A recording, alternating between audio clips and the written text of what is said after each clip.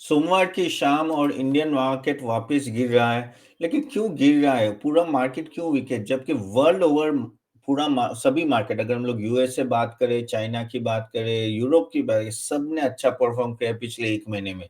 US 3 से 4% से up है। यूरोप मार्केट जैसे जर्मनी तो 10% से अप है। काफी सारे यूरोप मार्केट 4 से 5%, वो भी अदर देन जर्मनी अप है। और चाइना चाइना की तो क्या बात करें ना, 14-15% से भी ज्यादा अप है। तो आखिर क्या चल रहा है ऐसा कि जिसके वजह से इंडियन मार्केट नहीं चल रहा है और यूरोप मार्केट, चाइना और यूएस आगे बढ़ रहा है? तो क्या एक समय पे हम लोग हीरो थे और क्या हीरो की वो कहते हैं ना कि आइडेंटिटी चली गई है? तो चलिए इस बारे में बात करते हैं डिटेल में। और बहुत सारी चीजें आपको समझने की जरूरत है क्या, क्योंकि फंड्स यहाँ से निकल रहे हैं, एफआईआई यहाँ से बाहर निकल रही है। और चाइना में अगर आप बात करो ना, 1 महीने में चाइना में 1.3 ट्रिलियन डॉलर्स इन्फ्यूज हुए और इंडिया में 720 बिलियंस बाहर निकले हैं। तो क्यों चाइना में जा रहा है? अब पहले हमारी बात हो रही थी कि चाइना मार्केट सस्ता है इसलिए जा रहा है, ये हो जा रहा है। और बेसिकली लेकिन अभी हम लोग बात करें, पिछले 2-3 वीक से बात करें, तो वहां की नैरेटिव्स पूरी चेंज हो गई है। और वो रीजन है डीप सीक के वजह से। डीप सीक का जैसे वो इन्वेंशन हुआ, एक तरह से इन्वेंशन ही बोल सकते हैं, तब से पूरा कहते हैं ना कि आउटलुक जो चाइना का है, पूरा बदल गया है। क्योंकि डीपसीक के बाद है ना, बहुत ही बड़ा फ्लो आया है चाइना की एआई कंपनीज में, आईटी कंपनीज में। अलीबाबा ऑलमोस्ट 16% से ज्यादा पिछले 1 महीने में बढ़ा है। और अभी कुछ बात चले जी, उनके प्रेसिडेंट और जैक मा के बीच में मीटिंग हो रही है। और आई थिंक एप्पल और अलीबाबा का कॉन्ट्रैक्ट भी हुआ है, यानी जैकमा की कंपनी में कॉन्ट्रैक्ट हुआ है कि एआई कुछ में बेसिकली एप्पल यूज करने वाला है। तो काफी सारी चीजें चाइना में हो रही है, जिसके वजह से फंड फ्लो जा रहा है। और उसका मेन रीजन ये है, जो मैंने पहले भी काफी बार आपको वीडियोस में बोला, कि चाइना ने ये जो इनोवेशन किया। और मैंने, आप अगर मेरे डीप सीक के वीडियो पे देखोगे आगे, मैंने तभी भी बोला था कि ये जो इन्वेंशन है, ये बड़ा इन्वेंशन है। डीप सीक ने जो किया ना, पूरी कहते हैं ना कि यूएस वालों की पतलून गीली कर दी।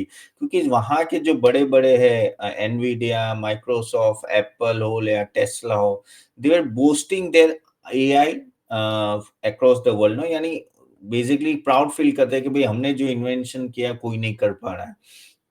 और चाइना ने उसके 1/20th कॉस्ट में बना दिया। ओके, तो वो, और इसके वजह से क्या हुआ है, पूरी एआई का जो कहते हैं ना कि लैंडस्केप है, पूरा चेंज हो गया है डीप सीक के आने के बाद। और उसके वजह से काफी लोगों को लग रहा है कि चाइना का ये जो एआई इन्वेंशन है ना, वो आगे जाके बहुत ही काम लगेगा उनकी कंपनीज के लिए। और इवन इलेक्ट्रिक व्हीकल बीवाईडी और वो सब का तो कॉन्ट्रैक्ट भी हो गया डीप सीक के साथ। और यही टेस्ला और वो सब घबरा रहे कि भाई, अगर बीवाईडी इतने कम भाव में भी अगर आने लगी कम मार्केट में गाड़ियां, इनकी BYD basically electric vehicle company है चाइना की, जो मेन कॉम्पिटिटर है टेस्ला की वर्ल्ड ओवर। और कहते हैं कि उनके मॉडल ज्यादा अच्छा है टेस्ला के सामने। तो ये सब मैं क्यों डिस्कस हूं, मैं आपको बस कॉन्टेक्स्ट बता रहा हूँ कि पैसा यहाँ से निकल के कहाँ जा रहा है और पैसा इंडिया से क्यों निकल रहा है। पहले हम लोग यहाँ बात कर लेते हैं कि क्या हो रहा है चाइना में। तो चाइना में पूरा अभी कह रहे हैं कि इमेज मेकओवर चल रहा है। और इस इमेज मेकओवर में अभी वो एआई को लीड करने वाले हैं। ओके, जो अभी तक यूएस से लीड करने वाले थे, कर रहे थे, सॉरी। तो अब बात चल रही है कि चाइना लीड करेंगे, क्योंकि उनके पास अभी वो वेपन आ गया जो काफी सस्ता है, डीप सीक, और काफी बड़े बड़े इन्वेंशन कर सकते हैं। और इसके वजह से ना काफी वहां की कंपनियों में तेजी आ गई है। और ये चाइना को चाहिए था, क्योंकि जिस तरह से उनकी हालत खराब थी, उनको एक कैटलिस्ट चाहिए था। और ये बेसिकली डीप सीक इनके लिए बड़ा कैटलिस्ट बन गया। और हमें भी पता है कि यहाँ से 5-10 साल के बाद एआई का बहुत ही बड़ा मेजर रोल है। और हर एक देश को अपना खुद का एआई होना जरूरी है। इंडिया भी अभी स्टार्ट किया है और 500 करोड़ रुपए डाले हैं, ये बजट में एलोकेशन हुआ है। कुछ मे बी 6 महीने 8 महीने में आप कुछ नया इन्वेंशन इंडिया के, या तो नया प्लेटफॉर्म देंगे, इंडिया का खुद का प्लेटफॉर्म होगा। लेकिन we are honestly we are quite late, we are very very late on this part. और यहाँ ही चाइना बहुत ही आगे निकल जाता है इन्वेंशन की और इनोवेशन की। जहाँ बात करें तो हम लोग बहुत पीछे रह जाते हैं, हम लोग बैक ऑफिस की तरह ही ट्रीट किया जाता है हमें। तो ये जो इन्वेंशन हुआ है ना, ये जो डिस्कवरी हुई है चाइना की, वो उनको आगे जाके बहुत ही हेल्पफुल रहेगी और इसके वजह से वहाँ की कंपनी की वैल्यू बढ़ रही है। और ऊपर से अगर आप देखो ना, किसी भी एंगल से आप वैल्यूएशन मेथड से देखोगे तो चाइना का मार्केट बहुत ही सस्ता है कंपेयर टू इंडिया। एमएससीआई में 13 का अभी भी चल रहा है चाइना, और यहाँ इंडिया की बात तो 21 चल रहा है अभी। तो इस तरह से देखो कि कितना गैप है, और तब फ्लो जाएगा ही जाएगा ना चाइना में। और इंडिया में क्या हुआ, नथिंग रॉन्ग इन इंडियन, ऐसा कोई इकोनॉमी में प्रॉब्लम है, लेकिन इकोनॉमी स्लो डाउन हो गई है। और लास्ट जो 2 क्वार्टर रिजल्ट आए, जो जून का आया, सॉरी सितंबर का और दिसंबर का है, वो इतने अच्छे नहीं आए। और इसके वजह से एफआई तो आगे पीछे कुछ देखती नहीं, वो तो यहाँ से निकल के किसी और कंट्री में चले जाएंगी, और वही फ्लो अभी बाहर निकल रहा है। और हम लोग ही अकेले गिर रहे, पूरा वर्ल्ड लेवल पे तो सब लोग ऊपर जा रहे हैं, और जब पूरा वर्ल्ड नीचे जाता तब हम लोग ऊपर जाते। लेकिन ये अच्छी साइन नहीं है, ये अच्छी साइन नहीं है। काफी सारे फैक्टर्स अभी काम कर रहे हैं, डॉलर स्ट्रॉन्गर ही स्ट्रॉन्गर होते जाए, रूपी पता नहीं अभी तो चलो 87 88 में घूम रहा है, कभी जाके 90 ब्रेक करके आगे सब लोग बोले कि अभी 100 तक जाएगा। लेकिन ये सब हो गया ना, 100 तक जाएगा तो तबाही मच जाएगी, 100 की तो बात ही मत करो। लेकिन ये डॉलर के सामने इंडियन रूपी जितना वीक होगा, एफआई फ्लो बाहर निकलेगा। सिंपल है, क्योंकि यही वो एफआई अगर वो यहाँ रहेंगे तो वो यहाँ पैसे घुमा देंगे, तो वो भी अपनी दिक्कत है। ऊपर से ट्रम्प, चलो मोदी और ट्रम्प की मीटिंग हो गई, लेकिन आपको कुछ कुछ पॉइंट आप हमें देखना बहुत ही जरूरी है कि अभी ये जो अप्रैल में जो जैसे ट्रम्प ने बोला कि वो लोग इवेल्यूएट कर रहे हैं, अप्रैल तक काफी सारे रेसिप्रोकल टैक्स लगेंगे। अब इंडिया में क्यों लग सकते हैं? देखो, नो डाउट इंडिया अभी काफी सारे रेट्स कम कर रहा है, लेकिन ये अगर थोड़ा कॉन्टेक्स्ट आपको समझना जरूरी है। ये बातें होती है टू 1947 में, जब है ना यूएस ने क्या किया था, बेसिकली तब के प्रेसिडेंट ने सोचा कि भाई ये टैरिफ वॉर बहुत चल रहा है और टैरिफ लोग हमारे पे ज्यादा लगा रहे हैं, इसलिए उन्होंने रैशनलाइजेशन की बात की। तो काफी टाइम्स के बाद 1990 1990s में डब्ल्यूटीओ का फॉर्मेशन भी हुआ, और काफी ये टैरिफ रेट ना कम करने की बात हो रही थी ये से। लेकिन ट्रम्प ने ये जो किया है पिछले 1 महीने में ना, उन्होंने डब्ल्यूटीओ को तो बहुत पीछे छोड़ दिया है, और डायरेक्टली वो लोग डील करने लगे, ठीक है। और अभी बात ये चल रही है कि अगर हम लोग किसी भी एंगल से देखें तो इंडिया ने सबसे ज्यादा टैरिफ यूएस, अगर यूएस की बात करें तो जहां भी वो लोग एक्सपोर्ट करते हैं वहां सबसे ज्यादा अगर टैरिफ की पैरिटी हो, जो यूएस टैरिफ लगाता है और हम जो टैरिफ लगाते हैं, उससे सबसे ज्यादा टैरिफ का जो डिफरेंस है वो इंडिया में है, इंडिया और यूएस के बीच में। क्योंकि इंडिया और यूएस के बीच का डिफरेंस, यानी एशियन कंट्री यानी इंडिया की बात करें तो हम लोग 9.5% एवरेज टैरिफ लगाते हैं, यूएस हम पे 3%, यानी 6.5% का डायरेक्ट गैप है। बाकी डायरेक्टली फिर आता है थाईलैंड, चाइना। चाइना 7.1 लगाता है और यूएस 2.9, अभी तो वो थोड़ा बढ़ा दिया है। देन फिलीपींस एंड इंडोनेशिया, वो एक कंट्री ऐसा है जो 4.2 4.9 तो ऑलमोस्ट सिमिलर है, लेकिन हम लोग का सबसे ज्यादा पैरिटी है। लेकिन देखो ये क्यों मिला था अपने को एडवांटेज, वो भी समझना आपको जरूरी है कि कुछ डिकेड पहले जब ये टैरिफ को कम किया जाता था, लेकिन कुछ कुछ एक्सेप्शन होता है कि जो भी एग्रीकल्चरल कंट्रीज होती है ना, उन पे टैरिफ वो लोग अगर लगाते तो उनको कम नहीं किया जाता था। रीजन है क्योंकि वो फिर लोकल फार्मर्स को अच्छा नहीं रहेगा, इसलिए वो टैरिफ, अगर जैसे हम लोग भी है ना, अगर मीट की बात करें, मिल्क की बात करें, उन सब में 30% 40% टैरिफ लगाते हैं। इवन फ्लावर्स, बेसिकली फ्लावर्स में तो 60%, देन शुगर केन एंड उसमें तो 100%। तो यहाँ अगर आप देखो ना, तो ये फ्रेश फ्रूट्स में 30% एवरेज है। तो यहाँ टैरिफ इसलिए लगाया जाता है कि लोकल फार्मर्स को बेनिफिट मिले। अगर ये टैरिफ हटा देते हैं तो बाहर के प्रोडक्ट सस्ते हो जाएंगे, जो लोकल फार्मर्स के लिए अच्छा नहीं होगा, इसलिए वो टैरिफ ज्यादा लगाते थे। लेकिन अब जैसे जैसे आपकी कंट्री डेवलप होती है और आप भी ज्यादा एक्सपोर्ट करने लगते हो, तो कोई कोई भी कंट्री आपको बोलेगा तो सही ना, तो उसके वजह से ये अभी ये चल रहा है कि भाई ये टैरिफ कम करो, ठीक है। लेकिन प्रॉब्लम ये है कि एग्रीकल्चर में ये 30 का अगर नीचे जाता है, जैसे अमूल के एमडी ने बोला कि अगर ये मिल्क और उसमें कम हो गया ना, तो फिर लोकल फार्मर्स को बहुत ही तकलीफ होगी। लेकिन कुछ-कुछ जगह पे कम होगा, जैसे ऑटोमोबाइल्स पे 150-150% लगता था पहले, ओके, तो वहाँ उन लोगों ने 100% किया। इवन अब बेसिकली अगर हम लोग बात 150 नहीं 100% लगता था। अब अल्कोहल की बात करें तो अल्कोहल में ऑलमोस्ट 150% लग रहा था, अभी उन्होंने 100% किया है, लास्ट वीक की बात हुई, ठीक है? इवन ब्यूटी प्रोडक्ट्स में 154%, ज्वेलरी में सॉरी ब्यूटी प्रोडक्ट्स में 20%, सॉरी अल्कोहल में जो 100 था वो कम करके 150 का 100 किया। ज्वेलरी में 15% लगती है, ठीक है? मोटर व्हीकल्स में भी 125%, जो टेस्ला बार-बार बोल रहा है कि मोटर व्हीकल्स हो या गाड़ी हो उनमें काफ़ी टैक्स है, तो वहाँ भी कम होने की बात है। और मोटरसाइकिल्स में अगर हम लोग बोले तो 100% जो वहाँ हेविल डेविसन उसमें कुछ 50% किया है, तो काफ़ी सारे प्रोडक्ट्स में अभी इंडिया कम करेगा। लेकिन प्रॉब्लम वही है कि कितना कम कर सकते हैं, क्योंकि टैरिफ लगने तो वाला है इंडिया पे, कोई डाउट नहीं है। अप्रैल या 31 मार्च तक वो रिपोर्ट रेडी होगा, 1 अप्रैल को रिपोर्ट टर्म्स आप देखेंगे और 2 अप्रैल को टैरिफ लागू होगा। तो इंडिया पे टैरिफ लागू होगा, लेकिन थोड़ा कम लग सकता है क्योंकि अभी मीटिंग हुई है मोदी जी और ट्रम्प की। लेकिन ये सब जो है, ये जो चलो टैरिफ तो जो लगेगा वो हमें पता चलेगा बाद में, लेकिन इससे मार्केट को खुशी नहीं होती है। मार्केट सोचता है कि भाई अभी बात चल रही है अभी, और मार्केट को कभी भी अनसर्टेनिटी अच्छी नहीं लगती।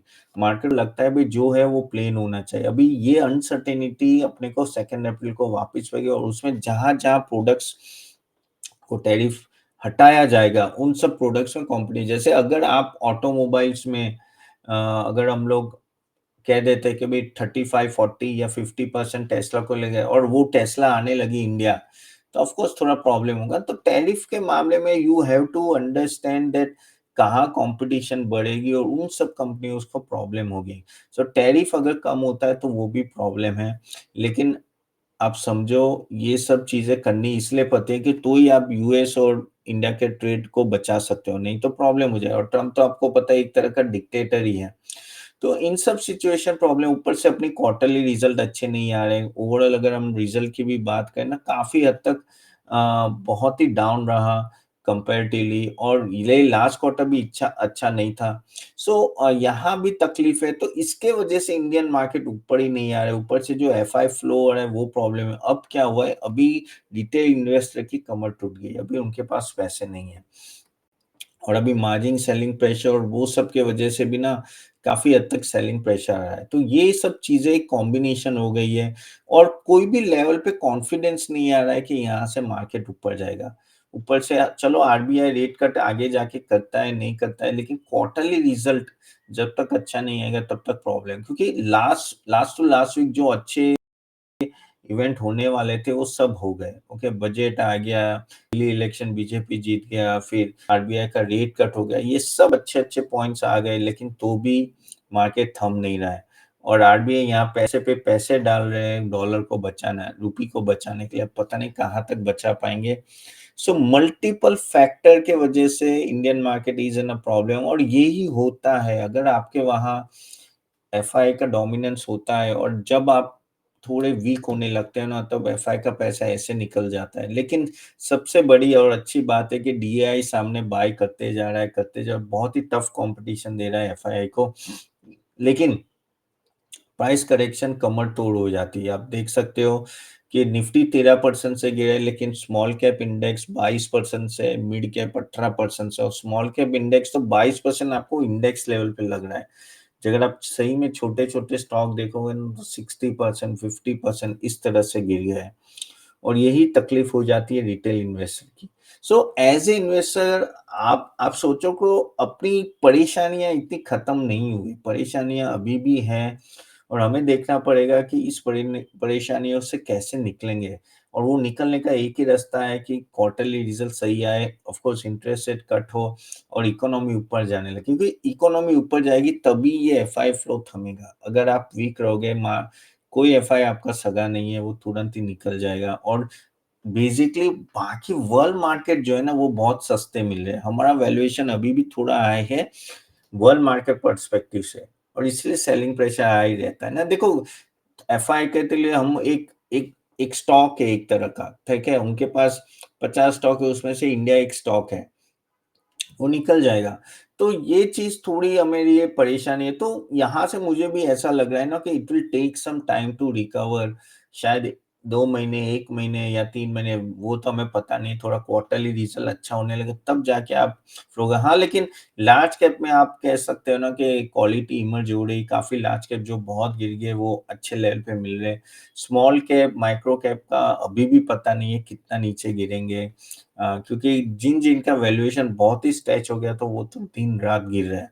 तो बहुत ही ध्यान से खेलना है, खेलना तो नहीं लेकिन मार्केट में इन्वेस्ट करना है और ये सब फैक्टर्स आप ध्यान रखो, खास करके क्या रेसिप्रोकल टैक्स आ रहे हैं यूएस से और चाइना। भाई चाइना, बिलीव मी, ये चाइना ने बाजी मार ली, ये जो इन्वेंशन किया। और ये मैं पिछले 2 वीक से, जब से मैंने डीप सीक का वीडियो बनाया तब से मैं बोलते जा रहा हूँ कि ये जो इन्वेंशन है वो टक्कर का इन्वेंशन है, जो सिलिकॉन वैली ने इतने सालों में इतने सारे पैसे खर्चे का बनाया है और इन लोगों ने सस्ते में। तो China is a very very big dark horse और वो भी फंड फ्लो हो रहा है चाइना में। और यहाँ हमें देखना पड़ेगा इंडिया एज़ अ कंट्री ना, हमें क्या करना है आगे जाके। हम लोग अगर बैक ऑफिस में ही रहेंगे, हम लोग क्या सिर्फ सर्विस ही प्रोवाइड करेंगे या कभी इन्वेंशन भी ऐसे बड़े-बड़े करेंगे, it can change the world order. क्योंकि अगर आप बोलते हो कि मुझे फर्स्ट लार्जेस्ट इकोनॉमी बनना है, सेकंड लार्जेस्ट, तो भाई ऐसे नहीं बनते। सेकंड लार्जेस्ट इकोनॉमी या फर्स्ट लार्जेस्ट इकोनॉमी के लिए आपके लिए बड़े-बड़े इन्वेंशन होने चाहिए, जो यूएस रेगुलरली करते आ रहा है और चाइना भी अपने एंड से करते आ रहे हैं। तो ये, और आगे जाके एआई का ज़माना है। अब एआई में हम लोग कहीं नहीं है, हम लोग बहुत ही पीछे हैं। क्या करें, गवर्नमेंट ने उस तरह का इंफ्रास्ट्रक्चर ही रेडी नहीं किया और अभी वो अपने को प्रॉब्लम में लाएगा ही लाएगा। अगर हम लोग बोलते हैं कि आगे जाके AI will replace human being, तो आप सोचो हम लोग को कितना जल्दी इस एरिया में डेवलप करना है। अब मैं एक चीज़ यहाँ बोलूँगा कि भई कंट्री तो चलो डेवलप करेगी, लेकिन आपको खुद को भी डेवलप करना है गाइस। एआई को इग्नोर मत करो। एआई को यूज़ करो, अगर काम अपने बिज़नेस में हर जगह यूज़ करो, क्योंकि यही फ्यूचर है।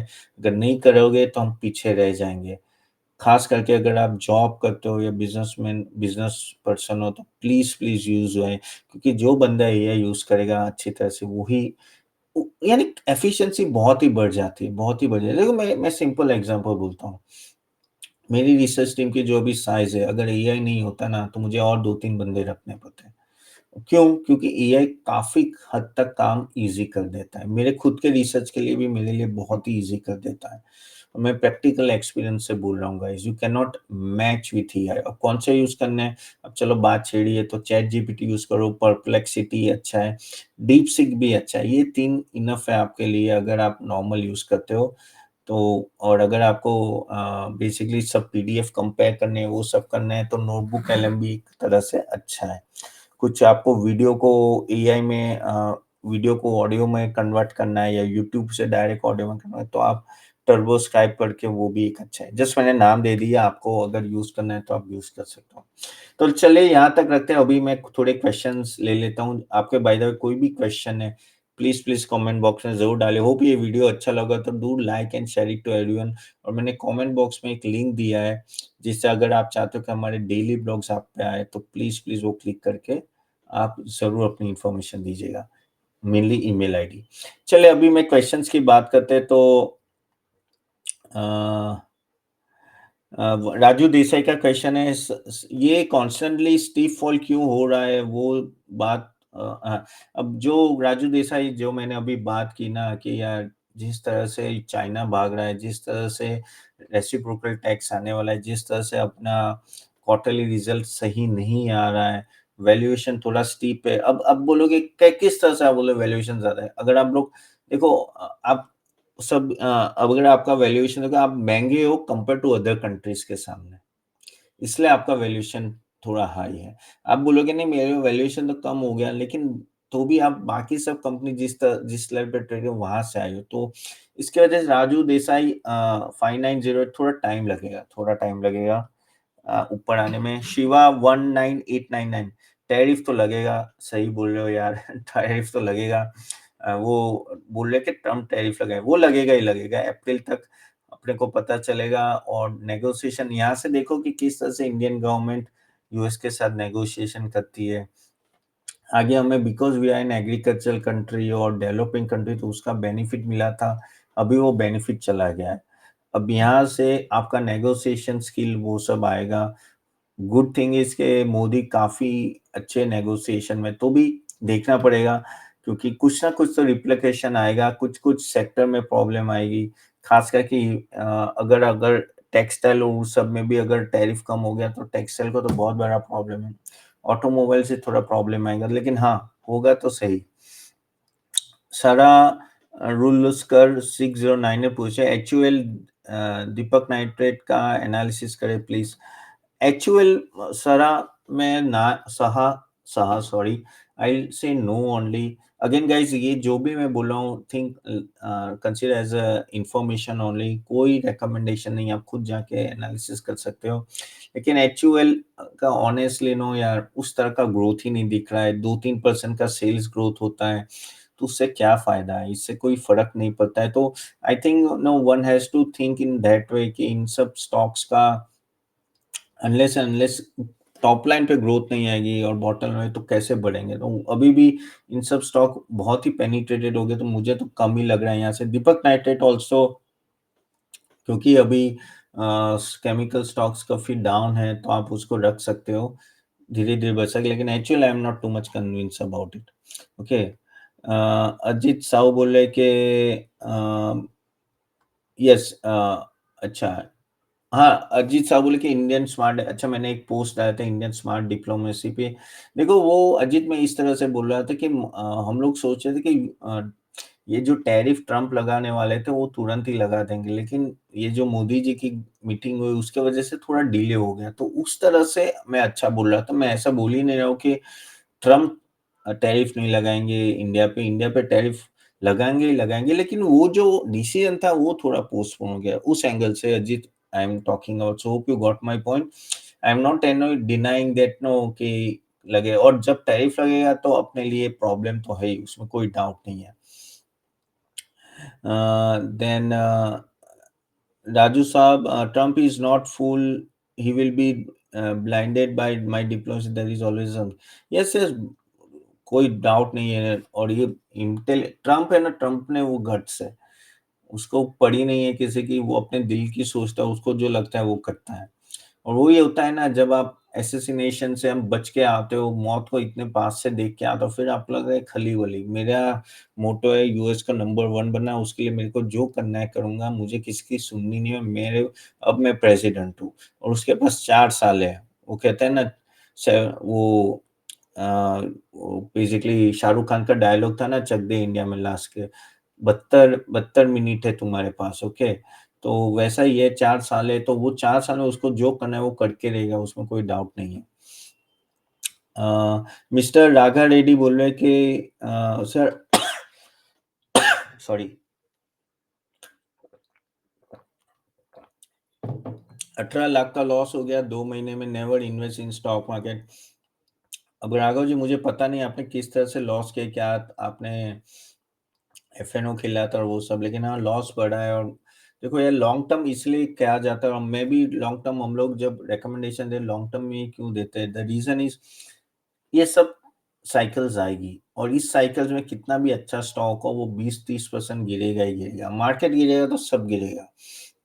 उस टाइम पे आपकी होल्डिंग कैपेसिटी कितनी है, अगर होल्डिंग कैपेसिटी है तो ही आप ये मार्केट को जीत पाओगे, नहीं तो आप वापस प्रॉब्लम में आ जाओगे। तो please please invest for the long term. Short term खेलोगे तो 100% नहीं बोल सकता, मोर देन 90% चांस है कि आप पैसे घुमाओगे। तो प्लीज अवॉइड शॉर्ट टर्म टिंग, और लीवरेज इस लेवल पे लेना नहीं है। हाँ, समंत 74, मेरा आज पोर्टफोलियो डाउन है 3 लाख, क्या करे। समन्ना 74, ये सबकी हालत है। और ऑनेस्टली ये चीज होती है और बहुत दुख होता है जिस तरह से स्मॉल कैप मिड कैप होता है, लेकिन इसी तरह से जब वैल्यूएशन अप था तब लोग ले भी रहे थे, अब वैल्यूएशन डाउन है, तो you have to bear the no thing, and no you have to understand कि ये सब साइकिल्स आती रहेगी। काफ़ी टाइम बोला है कि बुल रन में काफ़ी टाइम ऐसे होते हैं कि स्मॉल कैप और मिड कैप के 30-40% से स्टॉक गिरते हैं। तो अभी तो 22% गिरा है होपफुल।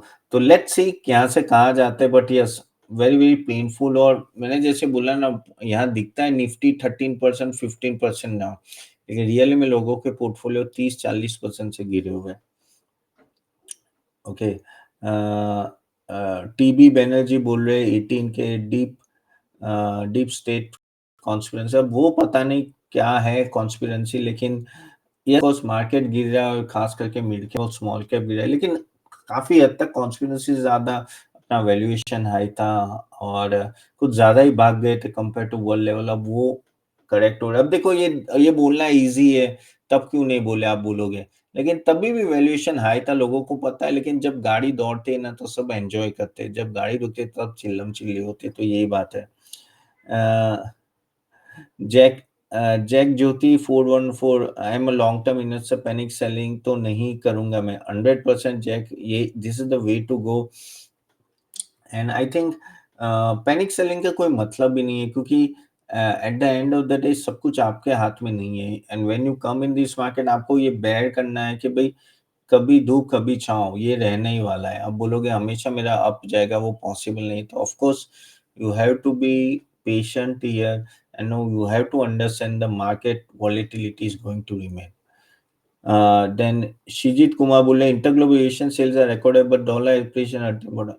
Yes, Interglobe honestly काफी बढ़िया स्टॉक है। अगेन नॉट अ रिकमेंडेशन, खुद का रिसर्च करना है, लेकिन स्टॉक काफी हद तक अच्छा परफॉर्म किया है। एक लौती एविएशन कंपनी है जो जिसमें लोग इन्वेस्ट करना चाहते हैं और उसका डोमिनेंस रहा है। But yes, record high sales है, लेकिन वो ये डॉलर वो सब तो रहेगा, प्लस क्रूड ऑयल का भी इम्पैक्ट हो रहा था, लेकिन इस बार क्रूड ऑयल भी डाउन है। बट ओवरऑल मुझे ऐसा लग रहा है कि इंटरग्लोब एक ऐसा स्टॉक है ना जो लॉन्ग टर्म के लिए आप सोच सकते हो। So again please do your own research. मैं बार बार इसलिए बोल रहा हूँ कि मुझे बोलना पड़ता है, being a SEBI registered research analyst. Ayush Gupta sir, CPCL कुछ लेटेस्ट बताएं, होल्ड करें ना चाहिए सीपीसीएल या सीडीएस? सीपीएसएल का चीनी पेट्रोलियम बोल रहे हो तो जस्ट मुझे एलोबरेट कर देना आयुष वापिस। जैन जीगर पॉलिटिशियन बोले sir good stock CG power long term can cross 5000। अब वो तो बोल नहीं सकते कि वो सही में 5000 क्रॉस होगा कि नहीं होगा, लेकिन सीजी काफी गिर चुका है। लेकिन अभी भी मैं बाय करने का नहीं बोलूंगा, क्योंकि सिचुएशन इतनी अच्छी नहीं है मार्केट में और अपने को पता नहीं है यहाँ से क्या होगा। जिस तरह से थिंग्स जा रही है इतना एंकरेजिंग नहीं है। So one has to keep that in mind. लेकिन और नीचे जाता तो सोच सकते हो, लेकिन अभी तो मैं ना ही बोलूंगा। चलिए यहाँ तक रखते हैं गाइस। होप आपको ये सभी क्वेश्चन को आंसर मिल गए होंगे। आपके कोई भी क्वेश्चन प्लीज कमेंट बॉक्स में डालिए, और जैसे मैं बोला आपका नाम जरूर मैसेज में। हमारे काफी सारे ब्लॉग्स आते हैं market related and all, which will be very very helpful to you. So see you then, bye bye, कल मिलते हैं।